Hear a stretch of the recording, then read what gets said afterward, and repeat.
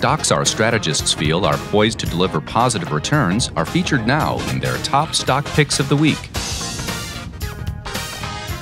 You are going to hear about two stocks with a lot of positives on them from our strategists here, Kevin Cook and Steve Reitmeister. And Kevin, we're going to kick things off with you.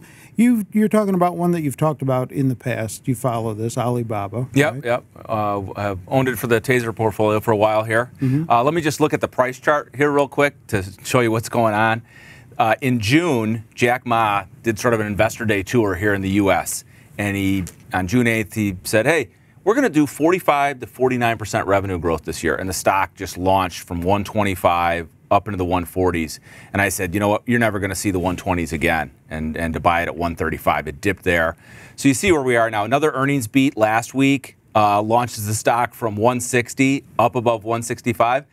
I thought it might fill this gap on the recent weakness, but it's not going to. And you see new highs today, 172. And by the way, these volume, look at the volume back in June. It was 81 million shares traded that day when it launched up, and the average volume is like 15 million.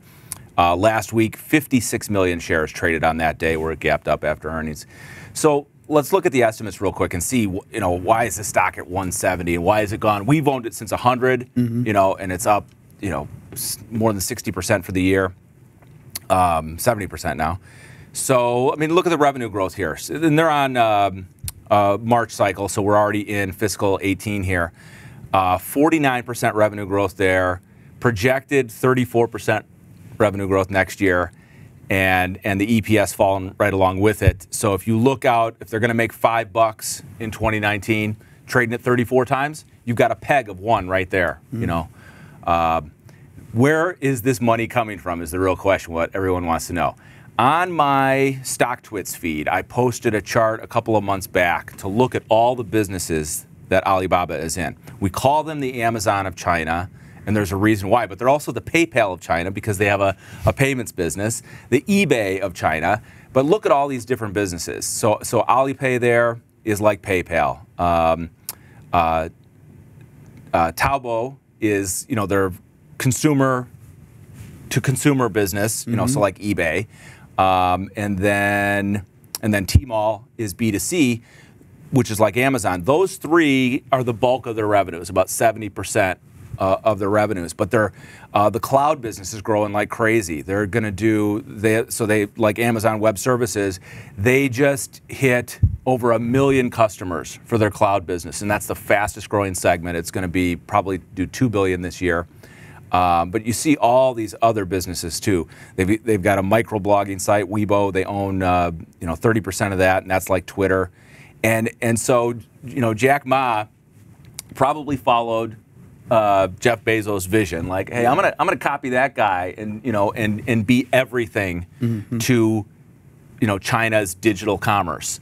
And just continues. As far as investors, I own this one myself. It's not hard to say, look what happened with just buying and holding Amazon and Facebook and the like, right, and Google. And that's the story here with a much larger potential economy down the road, given 1.3 billion people in China. So it's kind of a no-brainer on that front. But the thing is, they're actually producing. The numbers are coming in. It's not just vaporware. It's not just smoke. Exactly. They are. Which is what people thought. That's why there was so much doubt last year. Oh no, they're not really going to be able to do all this. But they are. He's executing. So bottom line, it's not too late to take a look at it. No, I think it's going to 200. It's in my $200 club for stocks. It'll be a $200 stock next year. And I took a little bit of profits last week, kicking myself for that. So now my new rule is never sell Baba and always buy the dips. Okay. Steve, talk to us about Mastech. Yeah, Mastech is a great story here in kind of the infrastructure side of things, in particular telecom, internet, utility, electrical grid, and oil and gas pipelines.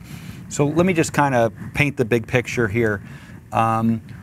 When a country goes into a recession, there's a lot of excess capacity, right? And so when the economy starts coming back up, there's not that much construction going on because they kind of take the mothballs off the old things that they built, right, and they start using them. As we get later and later in the expansion, as we clearly are now, right? We're in year 8, closing in on year 9 of this expansion, that you've used up a lot of the capacity and you're starting to plan forward. And now the building boom starts up, and in particular in these infrastructure type plays. So as people will see here in the price consensus and earnings surprise chart, this is not just a 1 or 2 quarter trend of earnings beats. This is an explosion quarter after quarter, 30 to 50% beats. They are absolutely killing it. Earnings estimates coming up and price going up. However, the opportunity at this very moment, and why I picked it for this week, is that shares actually came down after the earnings report. A little bit of that was profit taking, but also it's still kind of thrown in with the Trump trade stocks at times, okay? It's an infrastructure play. But the infrastructure that Trump is talking about is highways, hospitals, airports. That's not even in the realm that they're in.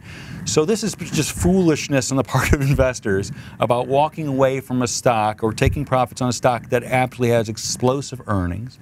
Given the earnings in hand, most analysts are taking a look at $55 to $60 per share as the target in the next 12 months. I think that's quite reasonable. And you can pick it up today for under 40. I mean, here again, in an 8-year bull market, there's not many values around, and here you have a growth and value story. So I think it's a great time to get on board. All right. And outside of your services, do either of you own these 2 companies? Either of these 2 companies? I own both. Okay. Thank you for that.